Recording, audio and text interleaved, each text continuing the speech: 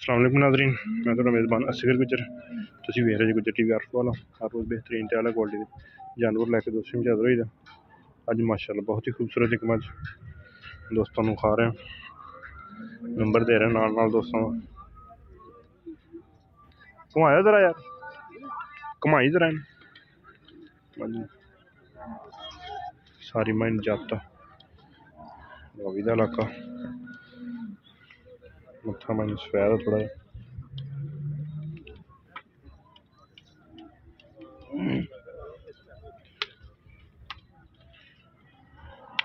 बड़ी वड्डी मझ माशाअल्लाह।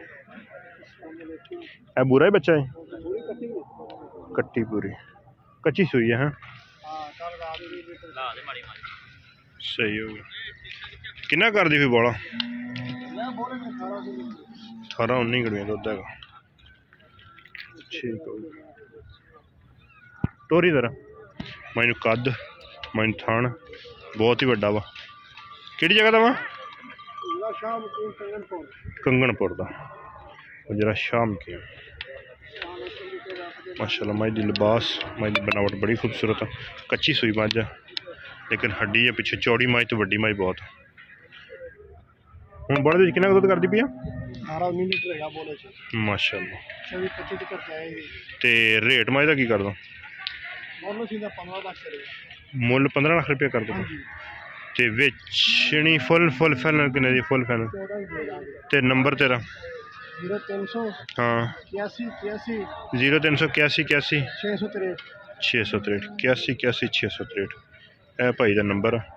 मझ दोस्तों ने वेच लेनी है। मझ पूरी भलवान लब्भी मंडी दे विच, बुरे रंग की मगर कट्टी है। सूआ मझ का केड़ा? दूसरा मझ का सूआ। थना थुना दी बिल्कुल अपनी बिल्कुल साफ।